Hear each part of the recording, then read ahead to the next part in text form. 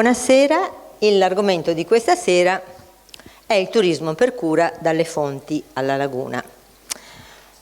Il turismo per cura in realtà quando nasce?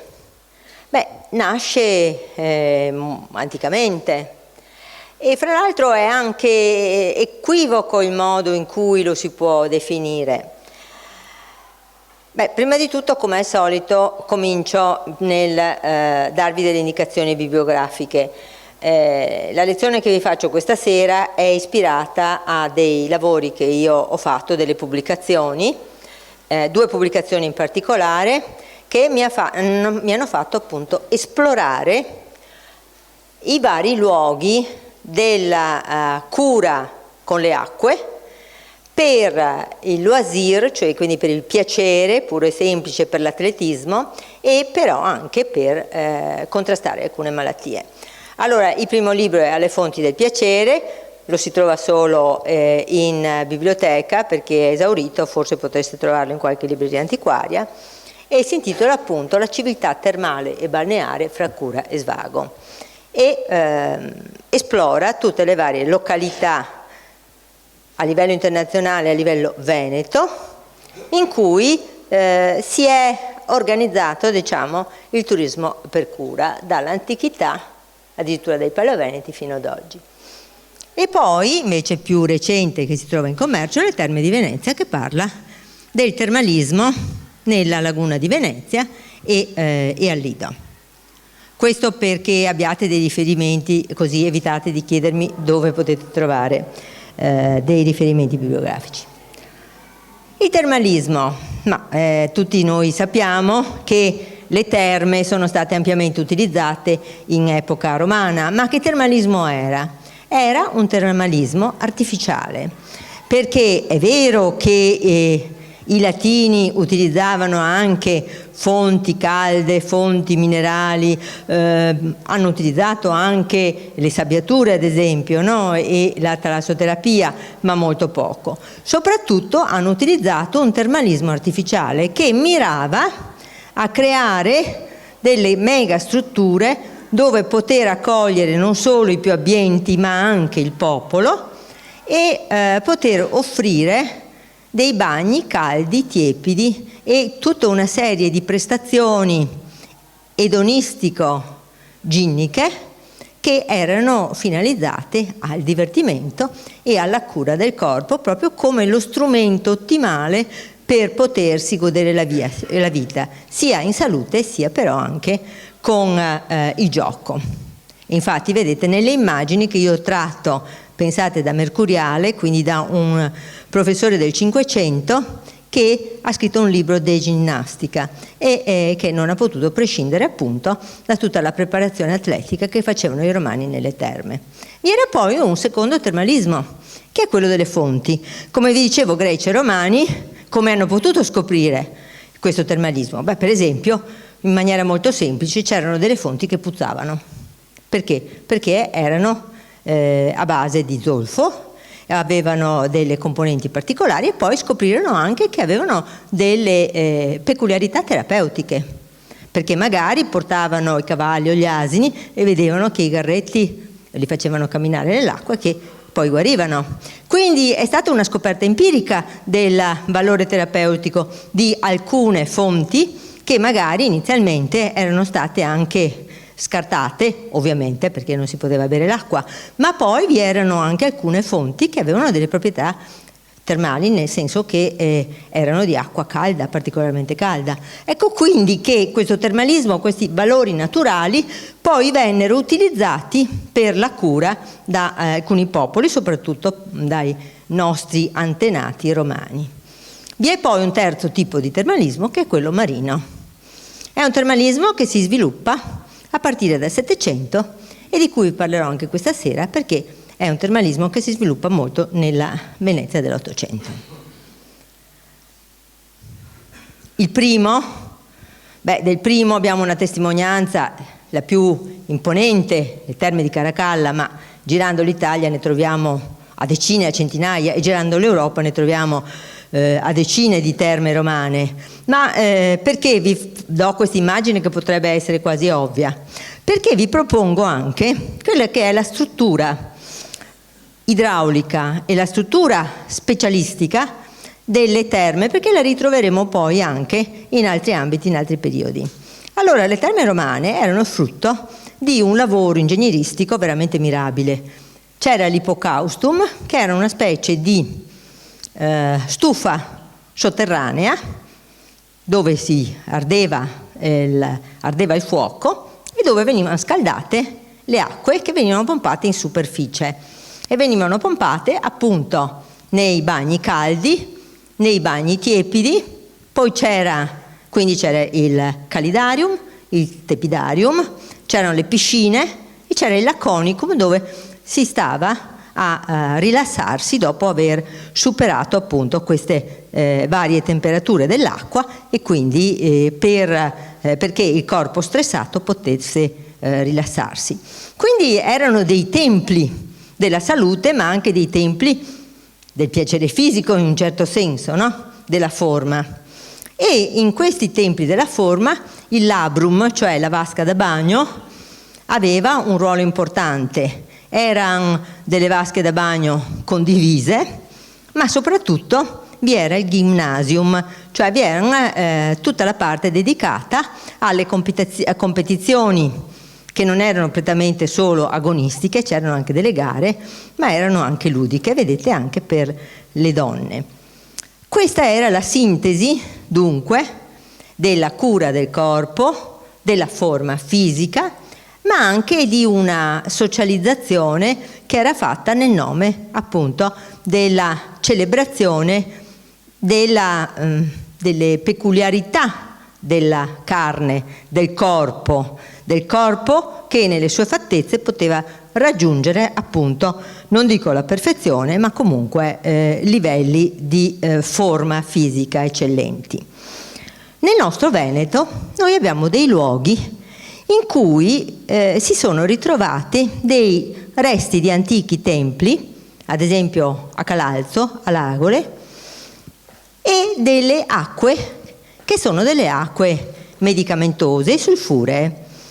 Questo luogo era dedicato alla divinità paleoveneta Trumusiate o Trimusiate Sainati, cioè Trimusiate Sanante. Probabilmente derivava anche o aveva affinità con il dio a tre teste greco, che indicava nelle tre teste la possibilità di vivere, di ammalarsi e di guarire.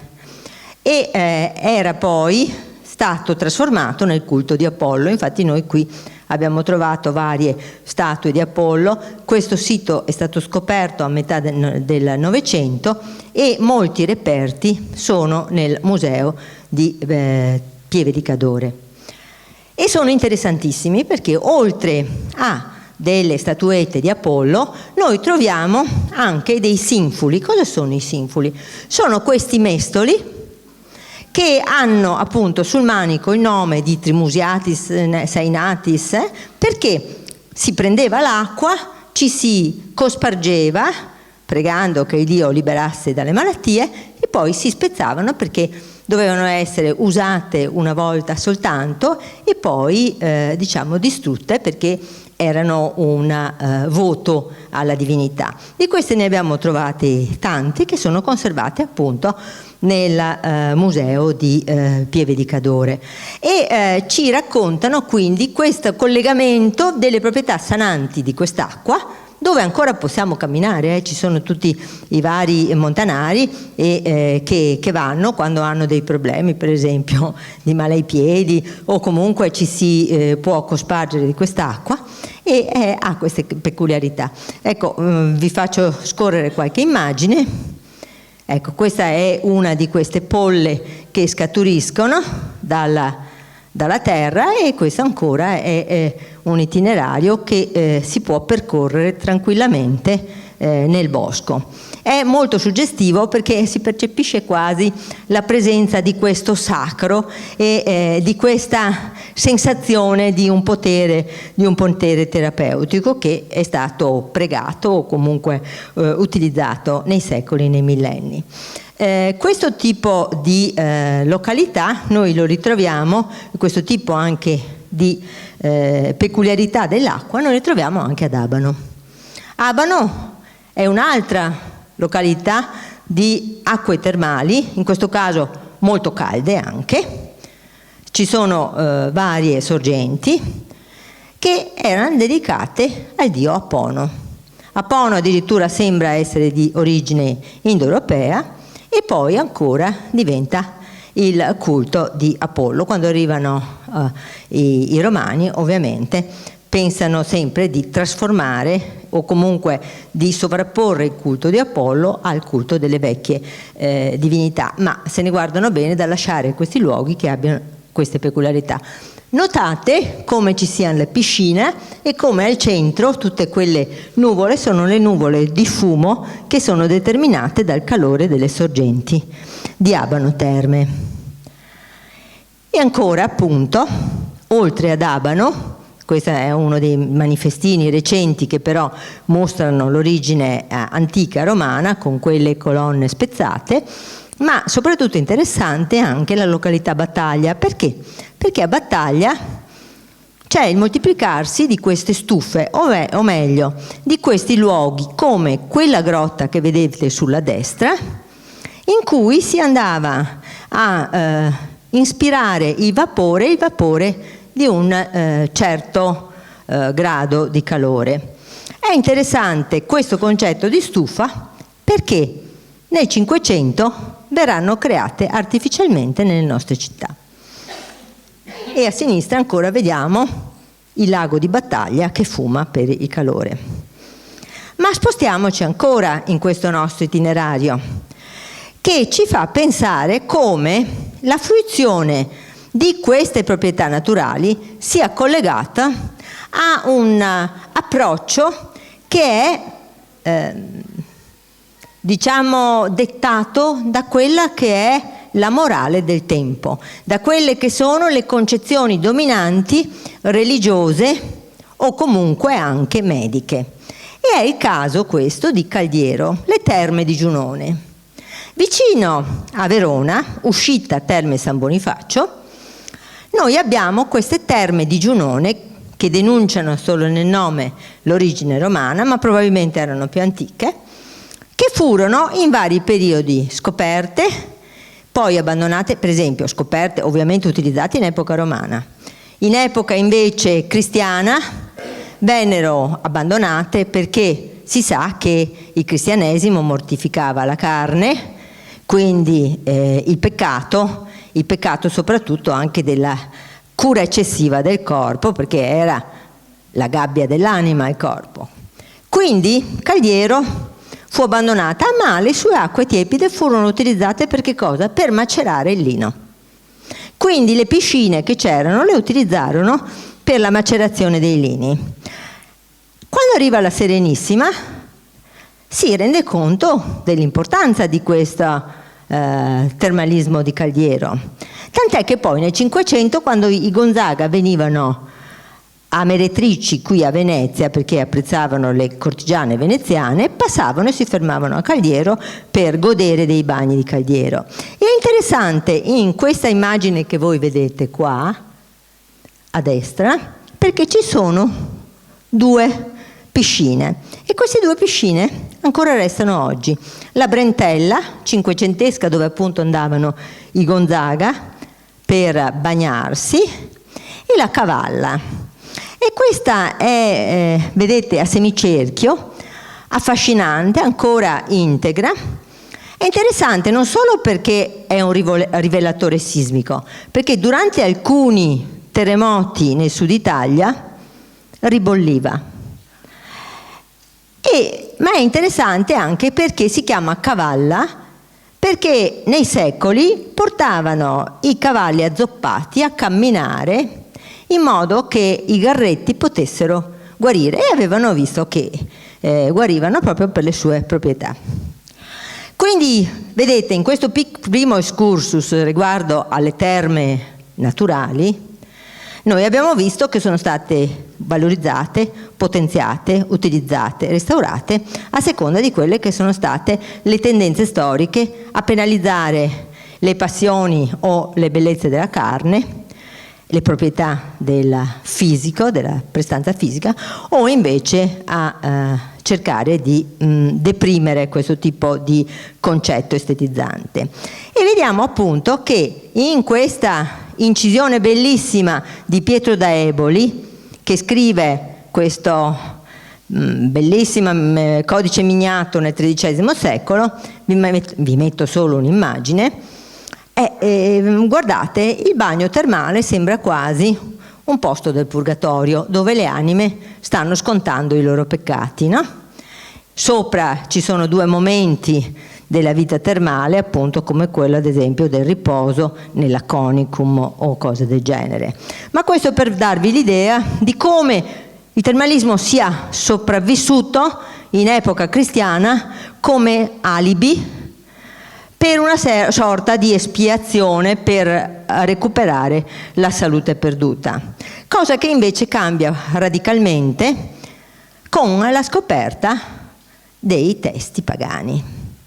Poggio Bracciolini, quando ristudia i testi classici greci e anche romani, comincia a valorizzare ad esempio le Metamorfosi di Ovidio, il De Rerum Natura. Non dimentichiamo, le Metamorfosi di Ovidio si aprono con voluptas hominum divonque, no? Voluptas, cioè la regina degli dei e degli uomini. Che cos'è? La voluttà, cioè questo motore che muove l'universo e che si realizza riproducendo dei e uomini attraverso che cosa? I corpi e la loro bellezza. E quindi noi cominciamo ad avere delle immagini di terme che sono completamente diverse da Pietro da Eboli. Vedete, in questo caso, per esempio, Philippe de Mazarol, a Berlino, in questo bellissimo codice miniato del secolo XV, illustra un bagno promiscuo in una stufa. Fra l'altro erano indicati i soggiorni e i bagni anche per i casi di infertilità.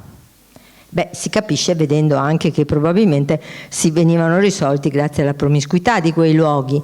Ma ancora noi abbiamo in questo bagno un altro bagno di Plombières che è del 1553, vediamo ancora un bagno promiscuo con questi corpi seminudi, proprio grazie al fatto che la cultura pagana e i testi antichi sono recuperati, e quindi con questi si è recuperato anche il senso della carne, non più guscio e gabbia dell'anima, ma esperienza, ma sede per esperienze ineffabili, esperienze fisiche ineffabili. E quindi ecco che abbiamo anche pittori come Cranach che illustrano il bagno di Diana e Ateone, che sta a guardarla e che viene trasformato per punizione in cervo che sarà divorato dai suoi cani. Ma al di là di tutto questo, vi prego di osservare come vengono ritratti questi corpi, come viene ritratto il rapporto con l'acqua e con che tipo anche di nuovo approccio, che è l'approccio che sarà poi espresso ad esempio da Raffaello, che ispira questa incisione di Agostino Veneziano. Questa è una stufa, cioè uno dei bagni pubblici in cui si andava anche a Venezia per appunto fare dei bagni di vapore. Ci sono ancora fondamenti della stufa, sottoportichi della stufa, perché erano i luoghi in cui si trovavano le stufe pubbliche e in cui i pittori come Tiziano andavano a trarre ispirazione per i loro nudi, perché assieme ai corpi nudi degli uomini c'erano anche quelli di cortigiane che erano abbandonati quindi al calore e all'umidità. Ecco alcune immagini del Ponte delle Tette, vicino al quale c'è quel sottoportico, quello che vedete in fondo, che è il sottoportico della stufa. E queste sono le immagini di meretrici e di ruffiane, scusate, che appunto si aggiravano in quelle zone, che praticavano le stufe. Ma soprattutto viene nobilitata il contesto e l'immagine di una cortigiana in una stufa nel mito di Danae fecondata da Giove, che viene affidato alla tela da Tiziano. Tiziano probabilmente, come racconta il Vasari, si era recato proprio nella stufa a Venezia, non so se quella vicino al Castelletto o quella vicino invece a Santa Maria Formosa, ma comunque il Tiziano, per ispirarsi per i suoi nudi, e perché nudi soprattutto? Perché il mito che racconta Ovidio nelle Metamorfosi di Danae fecondata da Giove è un mito stupendo che, se vogliamo, vedete, ispira questo ritratto di una voluttà appagata femminile.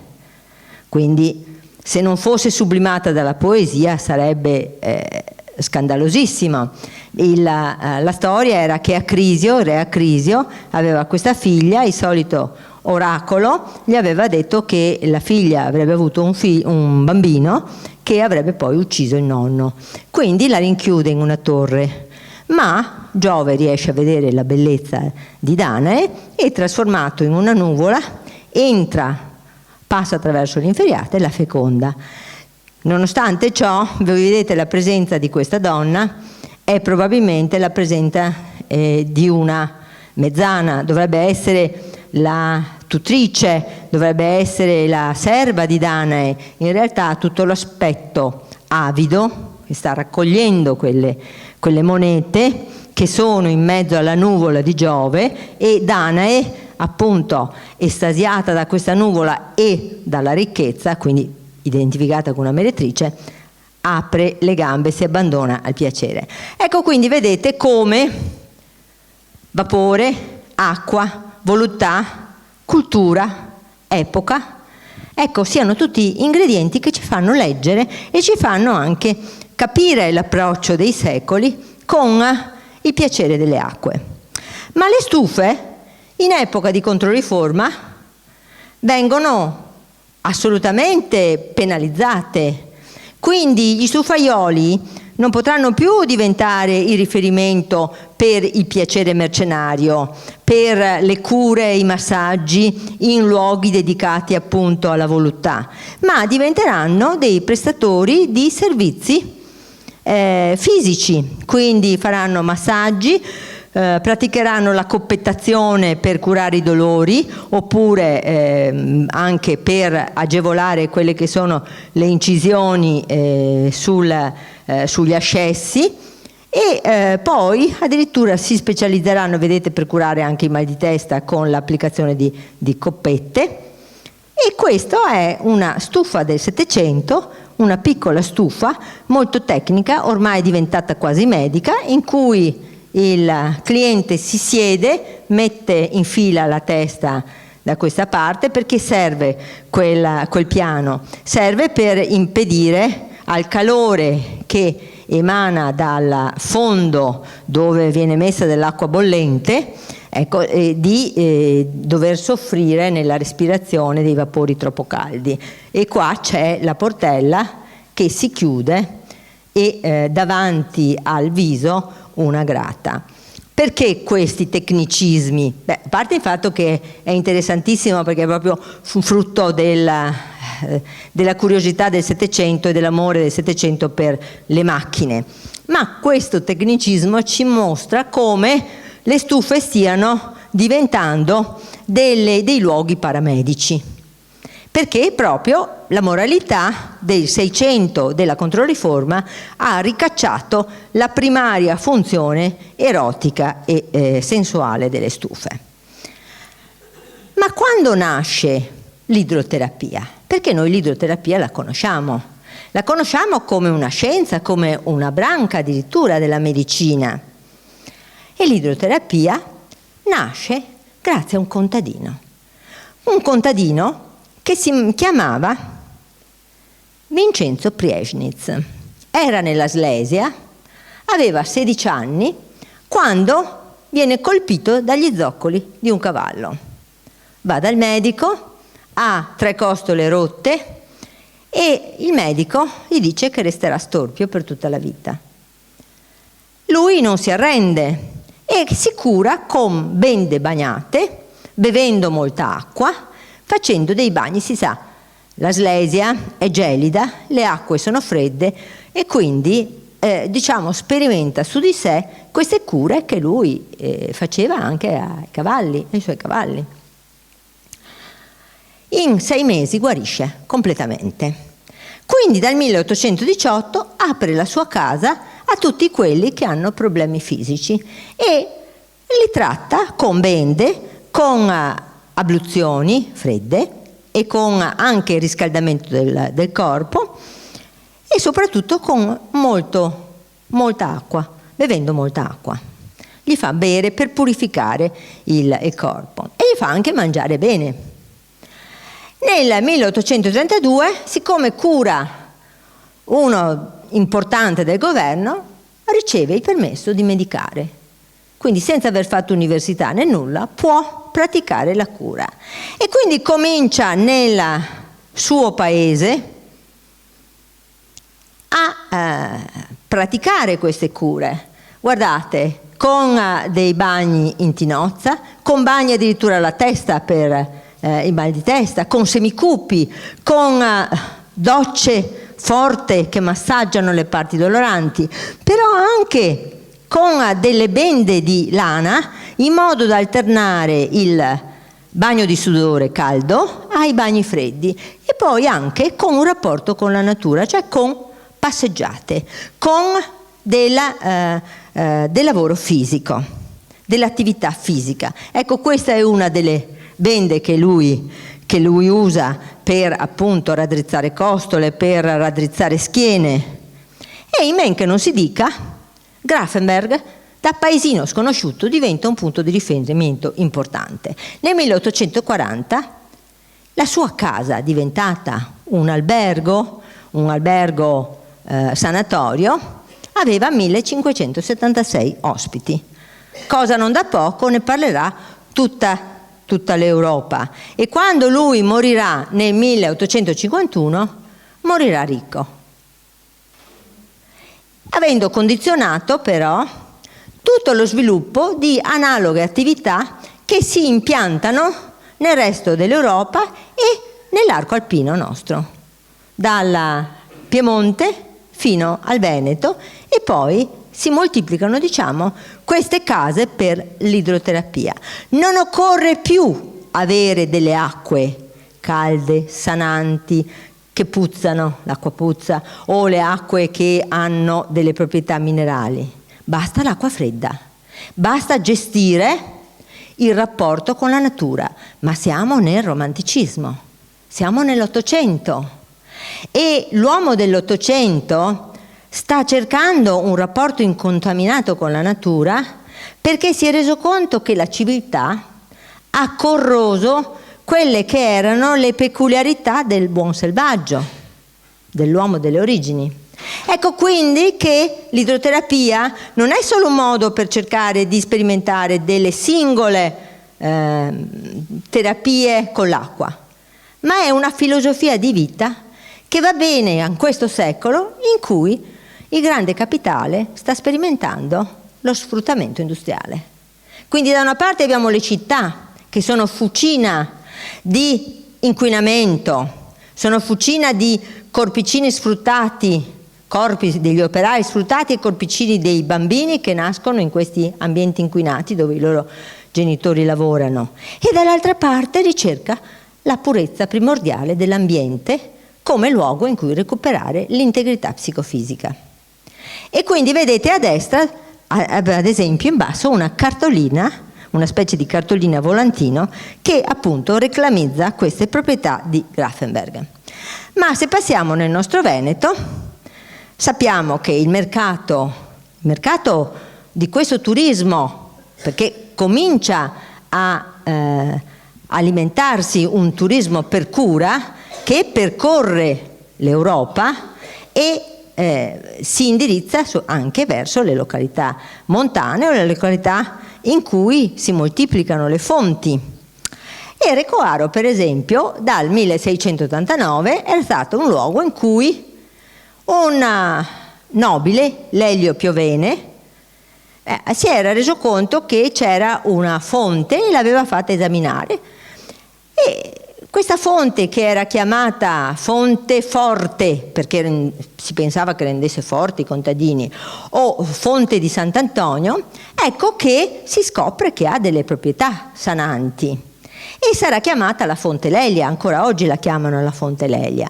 E quindi ecco che comincia a pubblicizzare questo luogo. La Serenissima nel 1752 riconosce la fonte di pubblica ragione, quindi vuol dire che è importante, è un qualche cosa che lo Stato riconosce, e quindi comincia la fortuna di Recoario, ma è scomoda da raggiungere perché ci sono delle tratture impervi, e quindi comincerà la sua fortuna, siccome la gente si fermava a Valdagno e si faceva portare giù l'acqua della Fonte Lelia e delle altre fonti.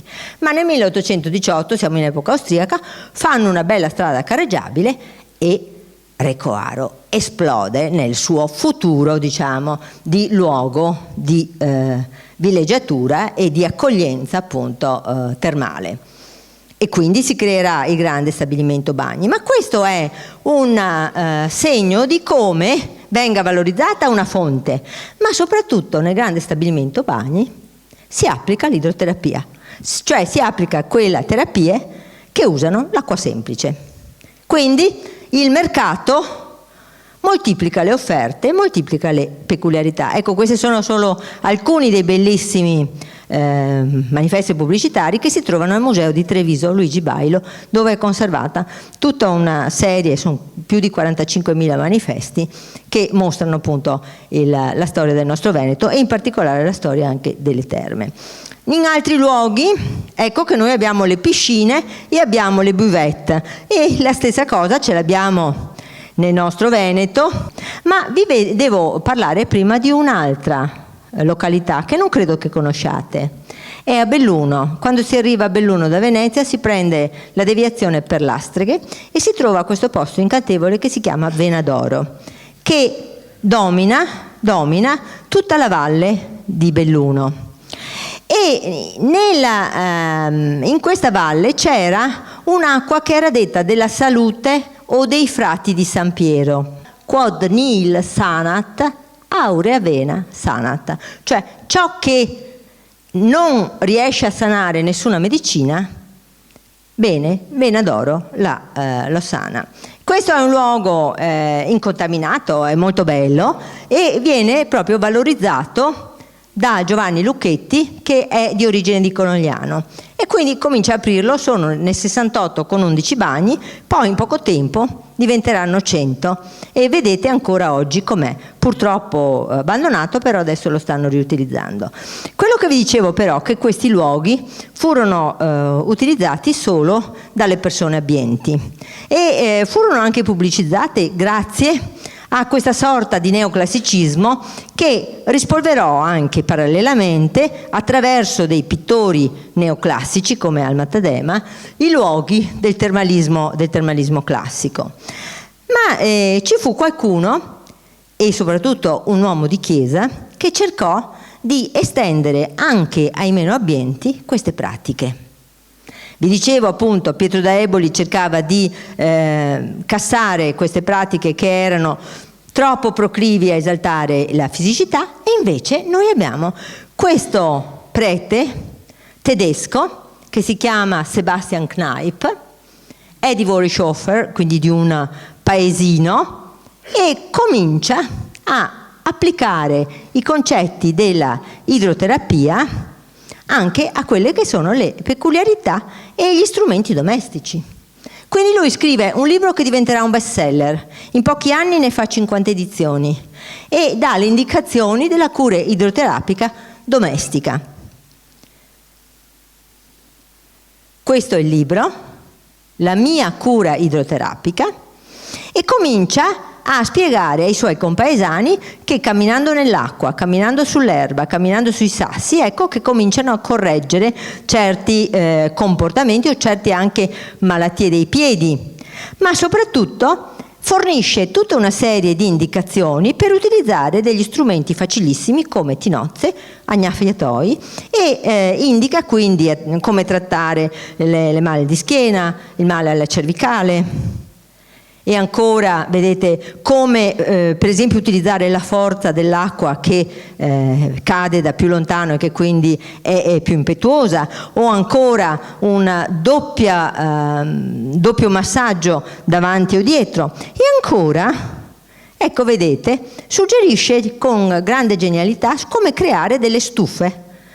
Un grande tendone, una sedia, un bracerino che scalda dell'acqua, ci si copre e si fruisce del vapore caldo senza spendere tanti soldi. E ancora bagna la testa su Fumigi. A questo punto vedete che la pratica e l'utilizzo delle acque per le cure ormai è diventato capillare. Ma ci viene una domanda: e le cure marine? Le acque marine? Sono pure anche loro delle acque? Hanno dei poteri sananti o no? Ebbene, nel corso del Settecento io vi faccio scorrere alcuni nomi e alcuni titoli e voi vedete che sono autori inglesi come John Floyer. Richard Russell fu un autore inglese importantissimo perché scoprì che i bambini che erano affetti dalla scrofola, cioè tubercolosi ossea non polmonare, trattati con il sole e l'acqua di mare, risolvevano questa malattia. E quindi fu in realtà il primo fondatore degli ospizi marini, ma scoprì appunto e studiò il potere dei climi marini e dell'acqua di mare. Marais, ancora Mémoire sur la manière d'agir des bains d'eau douce et d'eau de mer, cioè tutte e due le acque. Siamo nel 1769. Vedete, tutti questi autori che sono ai due lati della manica cominciano a studiare, sono dei medici che cominciano a studiare appunto l'uso e l'abuso della seawater, cioè dell'acqua di mare, e tutto questo a partire dal 1772 fino alla fine del Settecento. Sono tutti autori e nel 1798, questo è l'evento che avvia la fortuna delle immersioni e della cura con l'acqua di mare, Giorgio III d'Inghilterra si immerge con tutto il suo seguito, con tanto di colore in testa, nelle acque fredde dell'oceano a Weymouth per curare i suoi disturbi nervosi. Lui soffriva di disturbi nervosi e il suo medico gli indica di fare il bagno, come lo fa, come un re, al suono appunto di Dio salvi il re, con tutto il suo seguito nelle acque del mare. Ma questo dà dunque un segnale e dà l'avvio alla moda dei bagni di mare. Giorgio IV, Guglielmo IV si bagnavano a Brighton, la regina Vittoria nell'isola di Wight. Comincia l'era in cui si usano i bagni di mare, addirittura si fa questa macchina trainata da cavalli, macchina da bagno, in cui l'utente si cala in ammollo, può stare in intimità nudo o poco coperto, il cavallo tira e lui gode del benefico effetto dell'idromassaggio dell'acqua di mare. Questi sono i due sovrani appunto che saranno fruitori dei benefici dei bagni del gelido oceano, perché era gelida l'acqua dell'oceano. E Venezia? Venezia è cresciuta nell'acqua e a Venezia da sempre si è dovuto insegnare ai ragazzini a nuotare per non morire. E quindi quando nell'Ottocento comincia a realizzarsi questa moda, non dimentichiamo, Venezia ormai è caduta, ormai è ancora meta, non più del Grand Tour, cioè di quelli intellettuali da Montaigne fino a Goethe che venivano per apprezzare le istituzioni, i monumenti veneziani e la grandezza della politica della Repubblica, ma era ancora meta degli intellettuali come Ruskin, che apprezzavano le pietre, quello che restava della grandezza di una Repubblica sbriciolata, come dice lui, ma anche di intellettuali come George Byron, che apprezzano, da buon romantico, l'amplesso della città e delle sue acque. Lord Byron si cimentava in gare defatiganti con i giovani veneziani, addirittura poi gli fu intitolata anche una gara di nuoto, perché partiva dal Lido e arrivava fino alla fine del Canal Grande. Ma George Byron apprezza tutto il microclima di Venezia.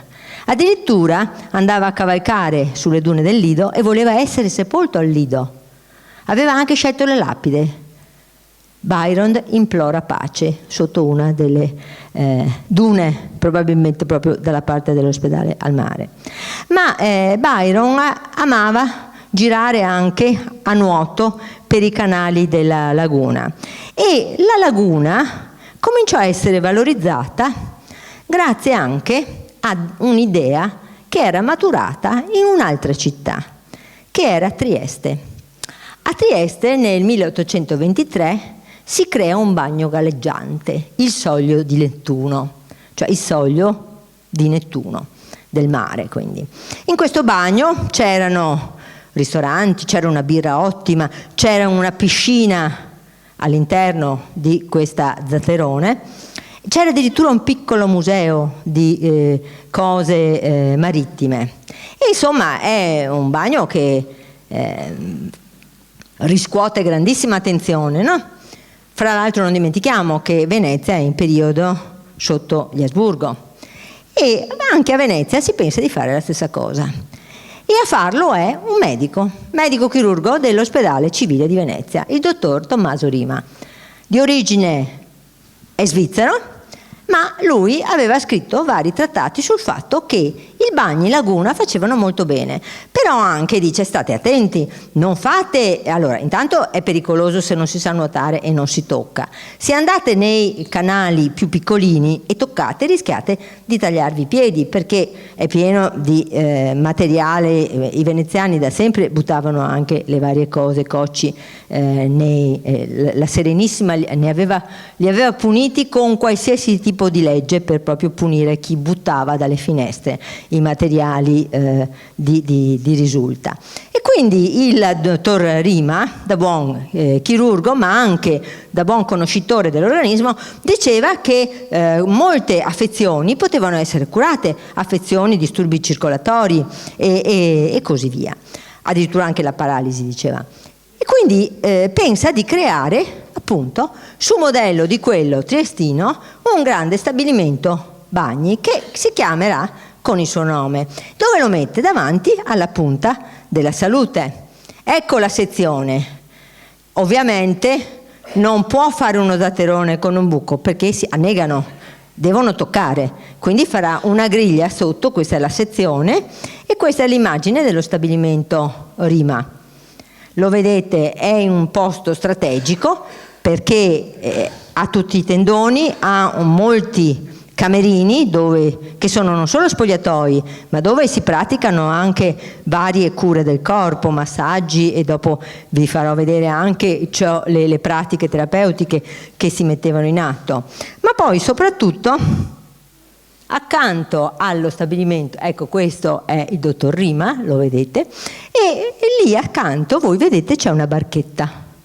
Quella barchetta è una sirena, cioè siamo nell'800, 1833, c'è il pudore di mettere delle donne assieme agli uomini, quindi o le donne avevano una loro piscina ma avrebbe comportato troppo spreco di spazio, oppure si metteva a disposizione una sirena. Questa sopra che voi vedete è appunto la cosiddetta, quella barchetta che voi vedete legata allo stabilimento. Ripropone la griglia sotto il fondo che viene tolto, perché la signora che la prende in affitto per un'ora si spoglia nella cabina, scende riparata pudicamente dalla tenda e sta a sguazzare nell'acqua. Da precisare che non si è ancora arrivati al concetto di nuotare, cioè di muoversi nell'acqua, ma si pensa che il benefico effetto dell'acqua salsa di laguna sia solo nel penetrare attraverso i pori della pelle. Sotto interessante quella barchetta, Vedete come li chiama la Gazzetta di Venezia? Bagni artistici di circumnavigazione. E nel 1842 il dottor Rima si prende anche un bel premio per questo, perché dicono: siete distesi in moto sdraiati, navigate bagnandovi e mutate a ogni istante acqua e prospetto. Quindi meglio di così c'è la cura e il diletto e anche l'apprezzamento dell'arte. Ma anche la gondola avrà una sua applicazione particolare.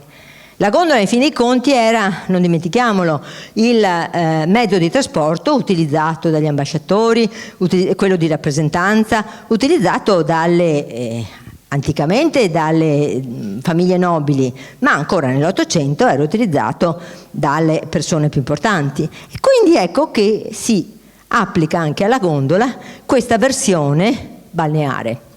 E in effetti c'è l'ambasciatore francese che ama far vogare i suoi gondolieri controcorrente per avere il benefico effetto idromassaggio. Non oso pensare se fanno come oggi quello che devono aver detto i gondolieri. Ovviamente dovevano essere due, perché per la fatica e per l'attrito non ce l'avrebbero mai fatta. Ma cosa interessante, un farmacista di Treviso, poiché ci sono anche dei naturalisti che disquisiscono sui poteri del bagno di laguna, cosa fa? Fa un bagno di laguna liofilizzato. Perché dice: non è possibile che persone che abitano nel Veneto, che devono curarsi le loro varie affezioni, non possono usufruire del bagno di laguna. Quindi lui riesce a elaborare tutto un sistema per liofilizzare le alghe, i microrganismi, eccetera, e per venderlo. Ecco qui l'immagine di questo suo opuscolo, e si chiama Giuseppe Fracchia, in Treviso, provincia veneta, e lo mette appunto in vendita in boccettine. E cosa simpatica e divertente è che nell'appendice di questi pochi fogli, che vengono allegati e vengono presentati in tutte le varie farmacie, ecco che mette le attestazioni di medici e chimici illustri sulle virtù del bagno salso artificiale a domicilio con misto sali e sostanze organiche raccolte nelle venete lagune, preparato dal farmacista Fracchia in Treviso, e ciò dopo esperimenti fatti ed effetti ottenuti dal 1843 in poi negli ospitali, negli stabilimenti di educazione, nelle famiglie di tutta Italia e fuori. Dimenticavo di dirvi che anche all'ospedale civile si apre una sezione bagni che pescano l'acqua dalle fondamenta nuove, e ovviamente anche nel manicomio di San Servolo. Ma a Padova c'è un professore che si chiama Valeriano Luigi Brena, è un cattedratico molto importante dell'Università di Padova, il quale scrive questo libretto, Ischl e Venezia, Memoria. Cos'è Ischl? È una località in Austria dove ci sono delle miniere di sale.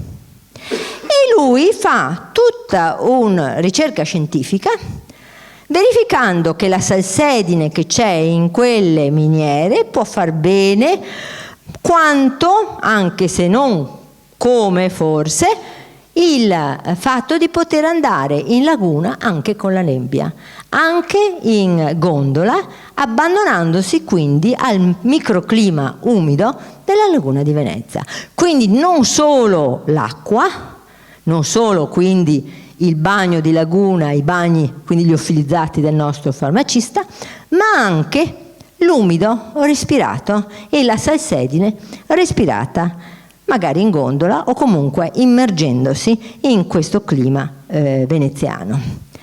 Quindi capite bene che i presupposti ci sono per sviluppare un'offerta ad un pubblico che è sempre più numeroso, che chiede sia queste strutture turistico-balneari che il conforto anche per i cittadini, oppure anche solo per i militari. Non dimentichiamo che a Venezia ci sono di stanza i militari degli occupanti austriaci. E qua infatti ecco che abbiamo il bagno davanti al San Marco dei militari. ancora c'è una immagine, una fotografia in cui si vede ancora questo bagno. Una notazione particolare è che nella novella Senso di Camillo Boito, che è quella che ha ispirato il famosissimo film Senso, nella novella si parla dell'amore di Livia, che è sposata a un attempato ma ricco nobile, e lo tradisce perché si invaghisce di Remigio, che è un giovane ufficiale austriaco che prende sempre i bagni lì. E il primo amplesso dei due avviene perché Remigio si immerge in apnea e fuoriesce nella sirena dove Livia quella mattina sapeva che faceva il bagno, e lui esce e lei esclama finalmente, e si chiude il capitolo perché siamo nell'Ottocento, non dicono altro. Però per dire come questi luoghi siano luoghi che conciliano anche ad incontri furtivi e sensuali. A Venezia ci sono, vedete, vari luoghi, sono due piscine segnate a 10 e 11, che sono piscine appunto che sono sull'acqua, questa di Rima e questa per i militari, e tutti questi altri punti indicano degli alberghi termali, intesi come alberghi che hanno dei camerini che pescano l'acqua dal Canagrande e la immettono nelle vasche dei vari camerini. Per farvi un esempio, questo segnato 5, allora il 2 ad esempio è il Bauer, allora hotel dell'Italia. Il 9 è l'abbazia di San Gregorio, che aveva anche uno stabilimento balneare davanti, cioè una piscina galleggiante davanti, piccolina. Il 5 era Palazzo Grassi, ma in realtà Palazzo Grassi era l'albergo e aveva un vicino stabilimento bagni che era l'attuale Palazzina Stark. Se voi andate, avevano incamerato la calletta fra i due edifici, e se voi entrate ancora oggi nell'albergo Palazzina Stark, voi vedete che ci sono delle colonne che indicano appunto l'antica piscina. Questo era un luogo molto ben attrezzato a metà dell'Ottocento, molto, molto in voga. Ecco, quindi Venezia termale è una Venezia che moltiplica queste offerte turistiche e termali, ovviamente di acqua di laguna.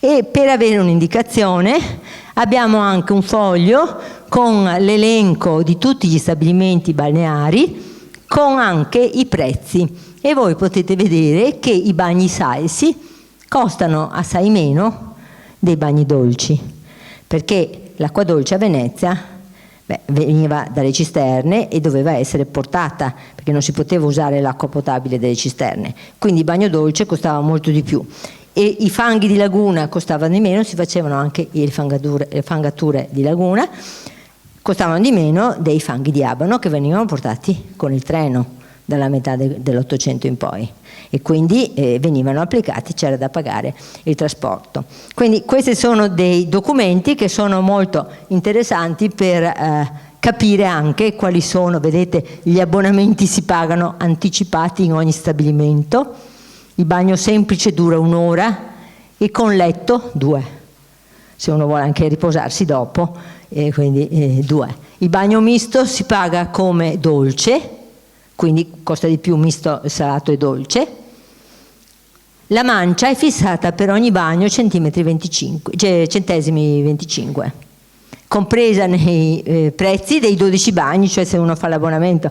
Ecco, questo è anche interessante, quindi vedete nei 3 ultimi stabilimenti, cioè San Cassiano, La Salute e San Samuele, cioè Palazzo Grassi, e ci sono anche i fanghi.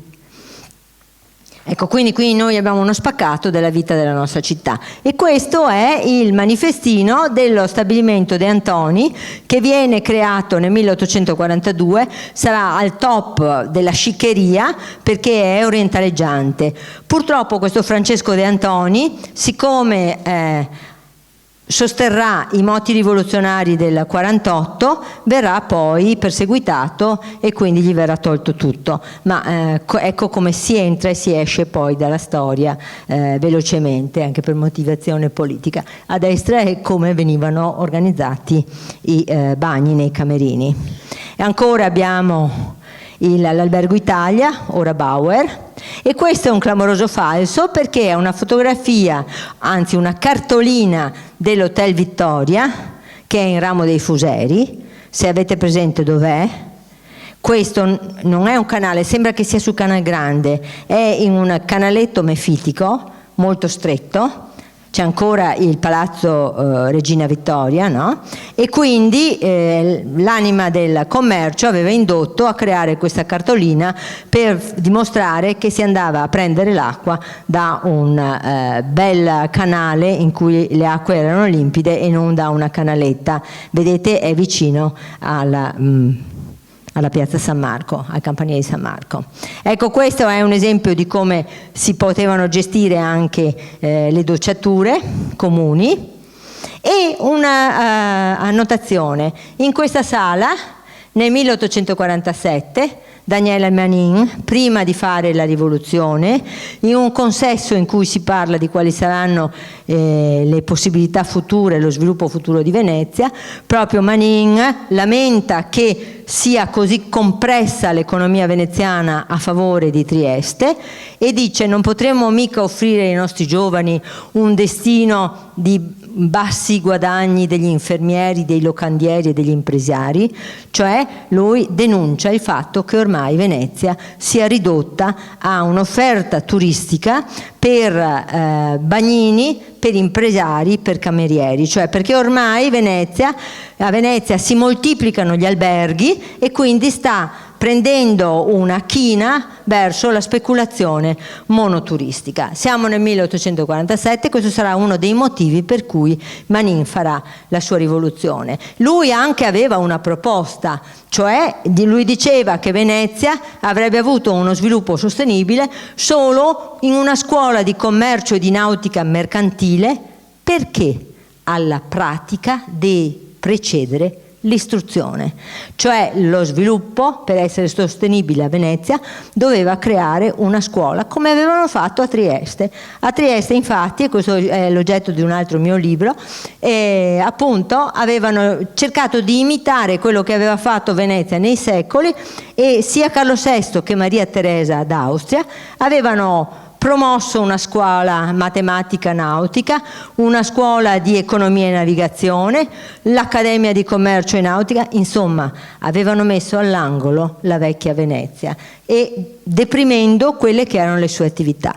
Il progetto di Manin del 47, come vi dicevo, scaturirà poi nella rivoluzione, poi sappiamo com'è andata, ma quando Venezia passa all'Italia, nel 66, 2 anni dopo, si fonderà e si realizzerà il progetto di Manin, perché si crea l'Università di Ca' Foscari, che è l'università perché la preparazione deve precedere al talento e quindi agli studi per il commercio. Ecco, e qui adesso vi scorro velocemente quelle che erano le pratiche che offrivano questi luoghi. Erano massaggi, erano fangature, erano anche polverizzazione di acqua su pezzi di roccia, erano semicupi con anche irrigazioni dal basso, ma erano anche massaggi con forti getti d'acqua. E ancora, vedete qui in maniera più pudica le signore che entrano in questi marchingegni. E poi c'erano le docce ad amplesso. Non dimentichiamo che queste docce, ad esempio, ne troviamo anche al manicomio di San Servolo, cioè erano utilizzate anche per le terapie nervose. Quindi da questo punto di vista diciamo che vengono equiparate i trattamenti delle persone agiate che vengono in questi luoghi, in questi alberghi con prestazioni diciamo termali, e anche i luoghi di cura. In questo caso qui a destra noi abbiamo anche l'applicazione di elettroterapia. E ancora un'altra immagine che è appunto sempre dal manicomio di San Servolo, dei bagni. Polverizzazione dell'acqua in questo macchinario in cui si mette l'acqua e poi grazie a quella manovella si spruzza e si dice spolverizzata. Questa invece è una pratica che io ho trovato terribile, la descrive molto bene niente po' di meno che Maupassant, che è un lavaggio dello stomaco.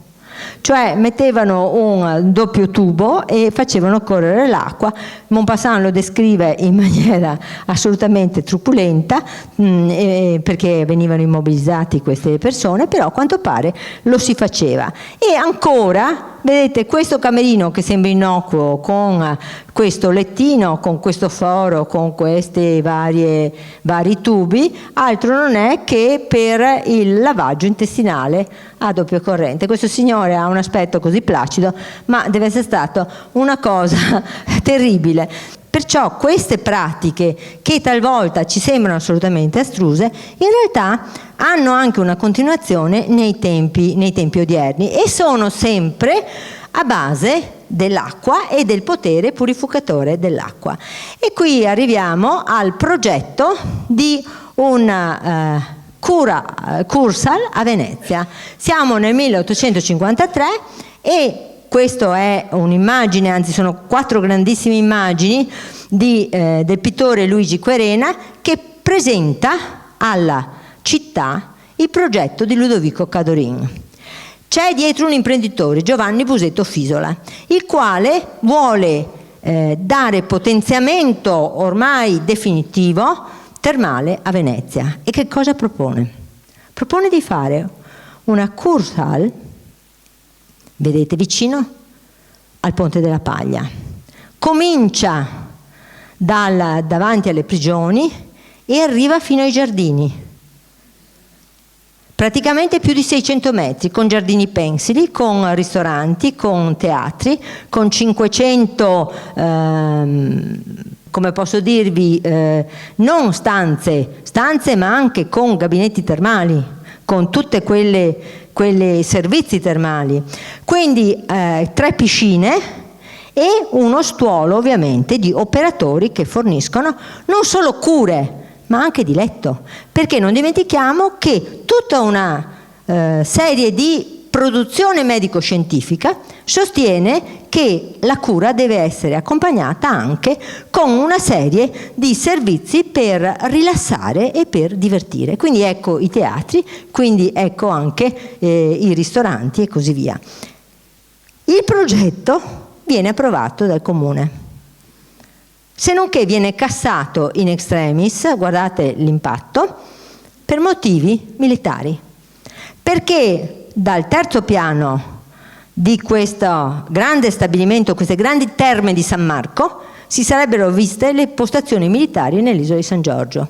E poi dicono anche perché insomma va a turbare uno di quelli che sono i luoghi centrali di Venezia. Quindi il progetto viene cassato in corner e a sto punto al Busetto Fisola, che aveva non solo presentato il progetto del grande Kursaal, ma anche aveva presentato un progetto di grande ristrutturazione dei bagni galleggianti Rima, che voleva potenziare, e un terzo progetto di grandi bagni anche al Lido. Questi primi 2 vengono a cadere, non ci sarà più spazio per investire per i bagni di laguna, ci si sposterà al Lido per appunto investire sui bagni di mare, dove ci sarà più spazio e dove si verrà a scoprire anche il potere sanante della spiaggia. Grazie.